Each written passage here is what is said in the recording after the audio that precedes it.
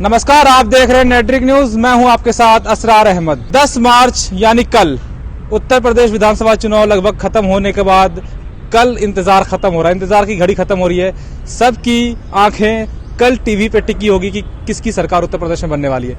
लेकिन exit poll का नतीजा बीजेपी के पक्ष में मीडिया चैनल्स दिखा रही है। क्या वो बायस्ड है या नहीं, हमारे साथ कुछ लोग, हम उनसे बात करेंगे। और लगातार अखिलेश यादव का भी बयान आ रहा है कि कहीं ना कहीं ईवीएम में धांधली हो रही है। लगातार वीडियोस भी वायरल हो रहे हैं। आपने बनारस में देखा, फिर बरेली में देखा, फिर कानपुर देहात में देखा, और लगातार कभी कूड़े के कचरे में, गाड़ी में लगातार ईवीएम को ले जाने का मामला सामने आ रहा है। और अखिलेश यादव कह रहे हैं कि ये कहीं ना कहीं लोकतंत्र की हत्या है। हमारे साथ कुछ लोग, हम इससे बात करेंगे। ईवीएम का मामला लगातार आ रहा है और एग्जिट पोल में कहीं ना कहीं बीजेपी की सरकार बनती हुई दिख रही है। आप क्या कहेंगे? मेरी तो ये समझ में नहीं आ रहा, पहली बार मैं देख रहा हूँ हर चैनल सरकार बना रहा है, लेकिन इनको भय क्यों सता रहा है? ये क्या करवाना चाहते हैं, क्या दिखाना चाह रहे हैं? पर्दे के पीछे क्या चल रहा है खेल सरकार का? मंशा क्या है? जो कूड़ेदान में बरेली में, मतलब ईवीएम को कूड़ेदान में पाई जाती है ईवीएम इनकी। आपका यहाँ बनारस में देखिए, 2 गाड़ियां तो निकल गई, वो लाइव दिखाया गया। एक गाड़ी वहां के कार्यकर्ताओं ने, पार्टी कार्यकर्ताओं ने वहां गाड़ी को पकड़ा उसको। तो जब इनकी सरकार बन रही है तो इन्हें तो बाबा जी को निश्चिंत मठ में बैठ जाना चाहिए। भाई सरकार इनकी बन रही है, हर चैनल इनको दिखा रहा है, फिर डर क्यों है? डर किस बात का है? सच्चाई तो यह है कि जमीन पूरी खिसक चुकी है। मीडिया वालों का, गोदी मीडिया का मुंह बंद कर दिया गया है।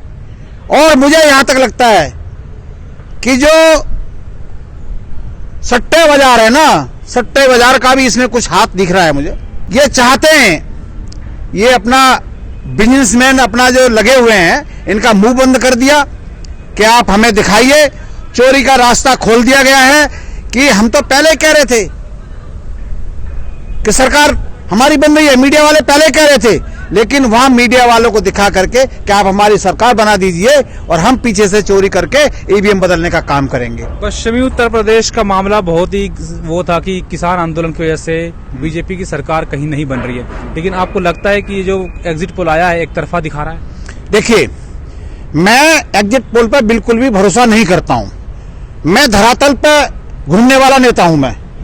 मुझे टिकैत साहब ने 4-5 जिलों की जिम्मेदारी दी थी।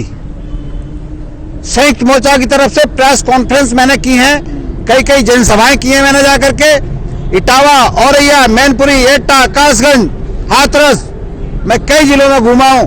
अलीगढ़ मंडल से प्रमुख महासचिव भी मैं, भारतीय किसान यूनियन टिकैत संगठन से। तो मैंने तो देखा है, गांव का मैं गांव का रहने वाला हूं, और गांव में मैंने जगह जगह मैंने देखा है। हकीकत देखिए लोगों की, जानना चाहा है उनका मन तो। लेकिन जहां देखो बात आ रही थी साड़ों की बात। खेत उजाड़ दिए हमारे, जमीन तो हमारा आंदोलन बचा के ले गया।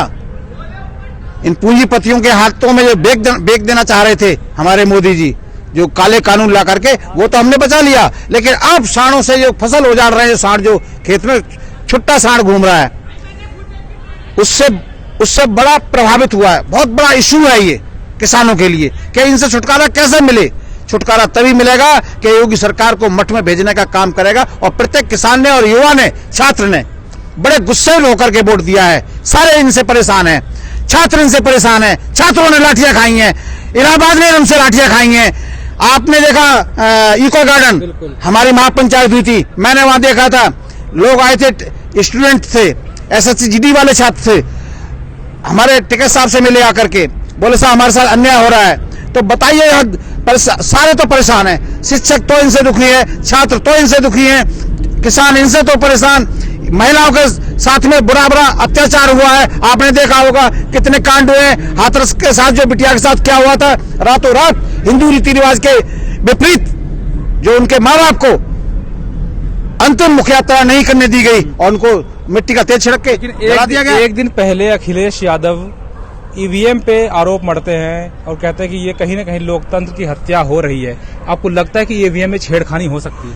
भाई ईवीएम में छेड़खानी, आप सरेआम जब ईवीएम पकड़ी जा रही हैं, चित्रकूट में देख लीजिए आप क्या हुआ था, आपका बरेली में क्या हुआ है, बनारस में क्या हुआ, गोरखपुर में क्या हुआ, कितने कितने आ रहे हैं इनके सामने वीडियोज आ रहे हैं। कहीं रास्ते में यहाँ सीलिंग होकर के पोलिंग बूथ से जब मशीनें जा रही हैं, रास्ते में उनके अधिकारी और वो हैं उसको सील तोड़ते हुए पाए गए। ऐसे भी वीडियो हमारे सामने आए हैं। कूड़ेदान में मतलब अब वहां का जो बनारस का जो अभी मैटर आया, कल का ही ताजा मैटर है, वहां से 2 गाड़ियां लेके चली जा फरार हो जाती हैं, फुर हो जाती हैं। ये तो मौके पे एक पकड़ गया।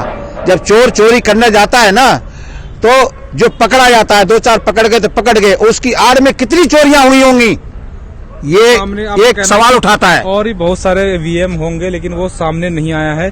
आपको लगता है कि जो एग्जिट पोल है कल वो एग्जैक्ट पोल में बदलने वाला है, या फिर मीडिया चैनल्स बायस्ड है किसी एक पार्टी की तरफ? एग्जैक्ट पोल ही होता है। एग्जिट पोल निश्चित रूप से पूरी तरह से झूठे साबित होने जा रहे हैं। और आप देखेंगे कि ये पिछले 5-7 सालों में सरकार की विश्वसनीयता, मीडिया की विश्वसनीयता और इस तरह के सर्वे करने वाली एजेंसियों की विश्वसनीयता और साथ साथ संवैधानिक संस्थाओं की विश्वसनीयता भी पूरी तरह दांव पे लगी हुई है। उनकी विश्वसनीयता लगभग खत्म हो चुकी है। एग्जिट पोल भी किसी न किसी मकसद, इस मकसद से कि सरकार को फायदा पहुंचाने की नीयत से ये इस तरह के परिणाम बताए जा रहे हैं। धरातल पर जनता का हर वर्ग सरकार को सिर्फ सरकार के खिलाफ आक्रोश था। केवल यही नहीं, सरकार को केवल परिवर्तन करना है इसीलिए नहीं, सरकार को इतना जबरदस्त गुस्सा था कि सरकार को उखाड़ फेंक देना चाहता है हर समाज का, लगभग हर तबका। मुश्किल से 15 से 20% वोट है देश का, जो कि अभी भी थोड़ा बहुत किसी स्वार्थ के चलते हुए इनके साथ में जुड़ा हुआ है। नहीं तो देश की 80%, प्रदेश का 80% वोटर पूरी तरह से आंदोलित होकर इनको उखाड़ फेंकने का मन बना चुका है। और ये अब देश की मीडिया जो है जिस तरह से ये जो एग्जिट पोल के रूप में लोगों का ध्यान भटकाने के लिए इस तरह के लेके आ रही है, वास्तव में इनको भी मालूम है उत्तर प्रदेश का चुनाव तो एक तरफा है, बचे हुए 4 राज्यों के चुनाव में अगर कहीं थोड़ी बहुत गुंजाइश हो, अगर उसको प्रभावित करने के लिए ये जानबूझ के इस तरह के एग्जिट पोल लेके आ रहे हैं।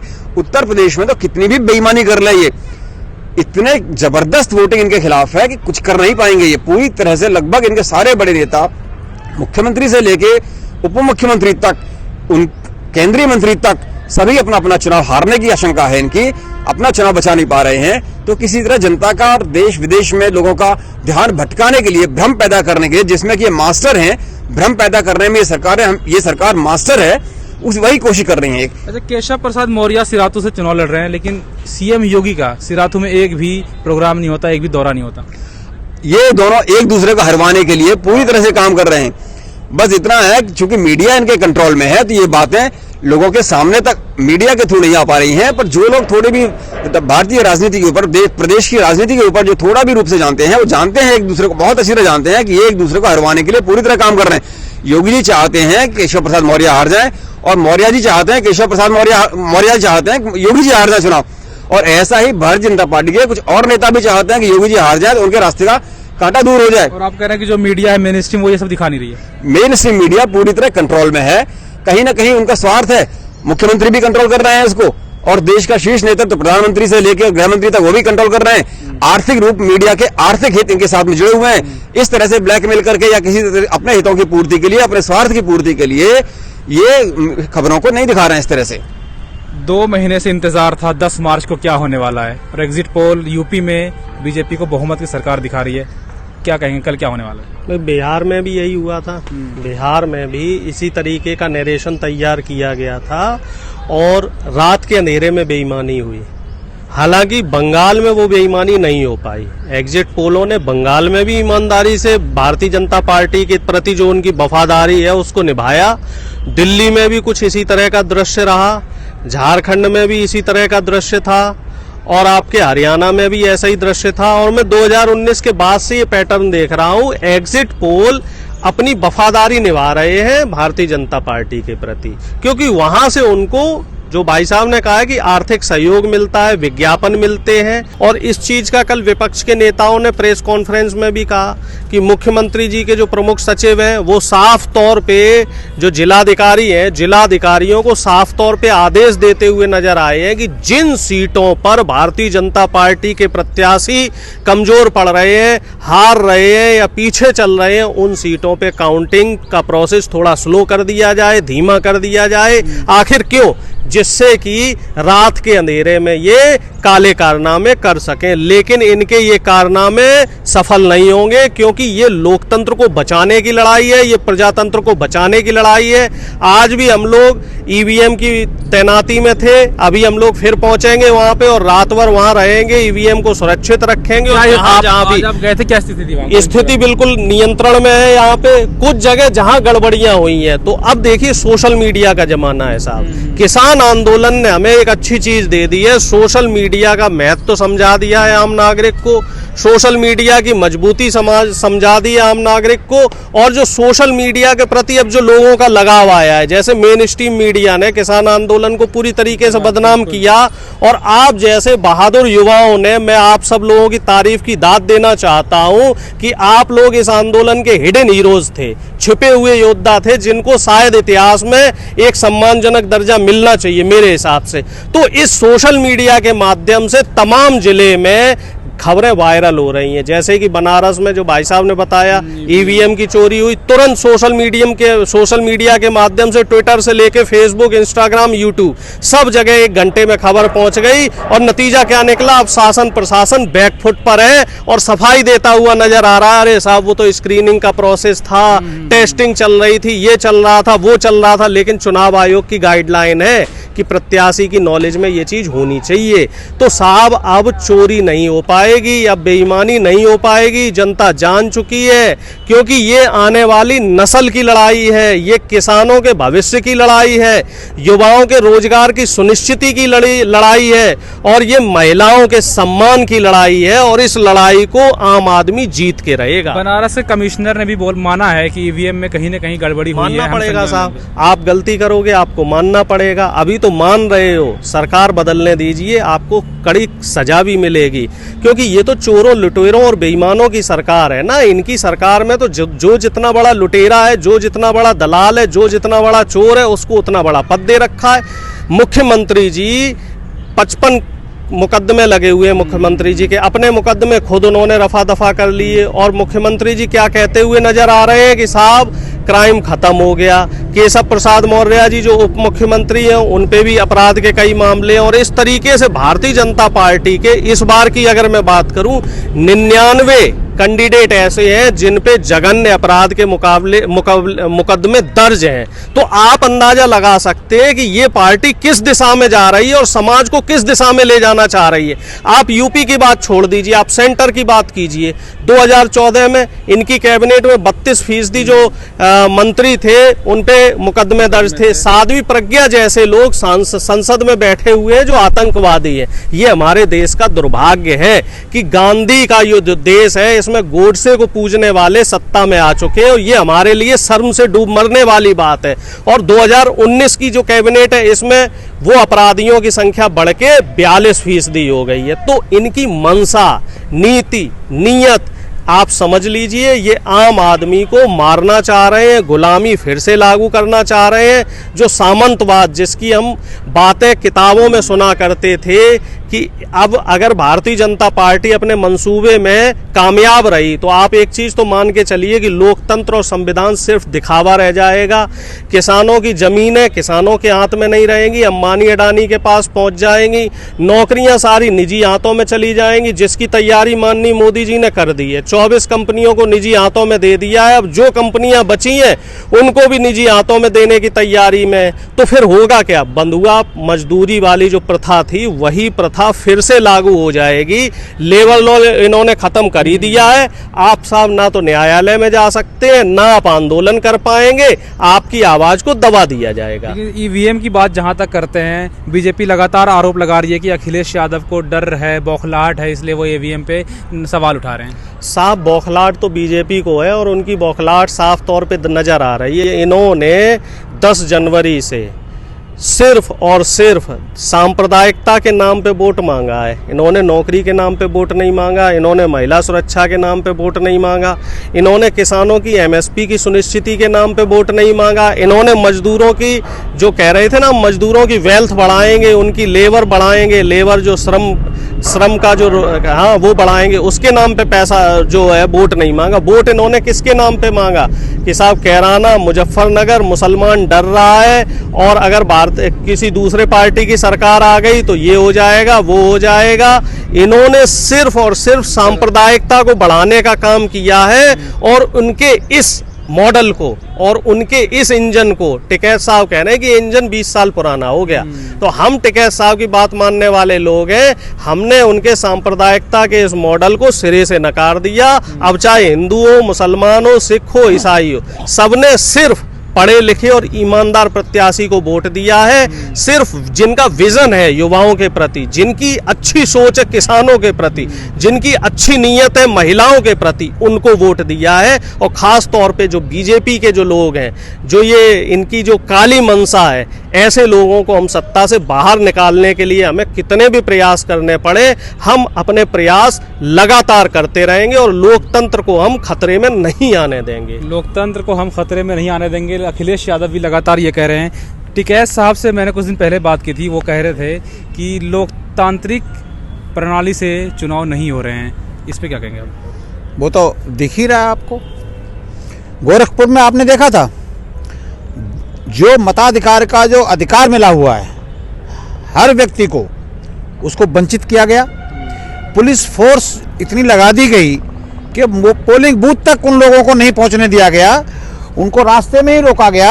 और रास्ते में बोले दिखाइए कहाँ जा रहे हैं, कि वोट डालने जा रहे हैं, दिखाइए क्या है आपके पास, कार्ड क्या है। कार्ड तो हाथ में लिया और स्याही लगा दी जबरदस्ती, हाथों पर उंगली पर स्याही लगा दी। उनका जो आधार कार्ड था लोगों ने दिखाया कि हम वोट डालने जा रहे हैं, पर्ची दिखाया, तो जब देखते ही कि दिखाया, आदमी इनके लगे हुए हैं, स्याही लगा दे रहे हैं, पड़ गया वोट आपका, जाइए। तो ये क्या है, लोकतंत्र की हत्या नहीं हो रही है? भाई उसको मताधिकार का प्रयोग करने से रोका जा रहा है, तो ये सरेआम दिखाई दे रहा है। एग्जाम्पल है इनका गोरखपुर में इनकी जमीन कहीं न कहीं खिसक रही है। आपको ये बता रहा हूँ। आप कह रहे हैं कि योगी जी हार रहे हैं गोरखपुर से? योगी जी बिल्कुल हार रहे हैं। देखिए मैं क्या कह रहा हूँ आपको, वहाँ आपने जैसे अभी भाई साहब से पूछा था, जो हमारे डिप्टी सीएम के बारे में पूछा था और उनके बारे में तालमेल नहीं बैठ रही है, तो तालमेल तो आपने वहाँ का अखबार उठाई है। गोरखपुर का जो रोड शो होना था हमारे योगी जी का और गृह मंत्री अमित शाह जी का, जो रोड शो होना था, अखबार में विज्ञापन छप रहे थे 2 दिन 3 दिन पहले से लोगों के कि वहाँ रोड शो होगा। लेकिन जिस रोड शो हुआ तो वो अपना किनारा कर गए, क्योंकि वहाँ उन्हें पता है कि बहुत कमज़ोर है, इन्होंने अपनी मनमर्जी चलाई है। वहाँ अमित शाह जी की नहीं चल पाई। इधर प्रधानमंत्री मोदी जी 3 बार हेलीकॉप्टर उनका उतरता है गोरखपुर पर, लेकिन हमारे नहीं मुख्यमंत्री बाबा जी उनसे मिलने तक नहीं जाते हैं। जब उनके घर पे प्रधानमंत्री, देश के प्रधानमंत्री का हेलीकॉप्टर उतरता है तो उनकी कॉन्स्टिट्यूंसी में, और वो उनसे नहीं मिलते हैं, तो कहीं न कहीं पर्दे में इनमें आपस में ऐसी खींचतान पड़ी हुई है। इनका तो बंटाधार हो गया। जनता में पूरा आक्रोश है, युवा में पूरा आक्रोश है, बदलाव चाहता है। युवा ठगा गया है, युवाओं को ठग गया, मतलब इनके साथ विश्वासघात किया है, किसानों के साथ विश्वासघात किया, युवाओं को 2 करोड़ रोजगार देने का वादा किया था तो उनके साथ विश्वासघात हुआ। आज तक 2 करोड़ रोजगार सरकार नहीं दे पाई, युवा परेशान है। उत्तर प्रदेश में आपने देखा होगा, युवाओं का एग्जाम, जो छात्रों का एग्जाम जितने भी हुए, वो कोई भी एग्जाम सफल नहीं हुआ। सारे एग्जाम जब मेहनत करके गरीब का बेटा पढ़ाता है, वो मजदूरी करके पढ़ाता है, जब एग्जाम देना जाता है 1000 रुपये 500 रुपये फार्म डाल के जाता है, किराया भाड़ा खर्च करके जाता है एग्जाम सेंटर पर, तो वहाँ पता लगता है कि पेपर लीक हो गया। तो पूरा ये 5 साल का रिकॉर्ड रहा है इनका, बाबा जी का, कि ये जो है कोई एग्जाम सफल नहीं करा पाए।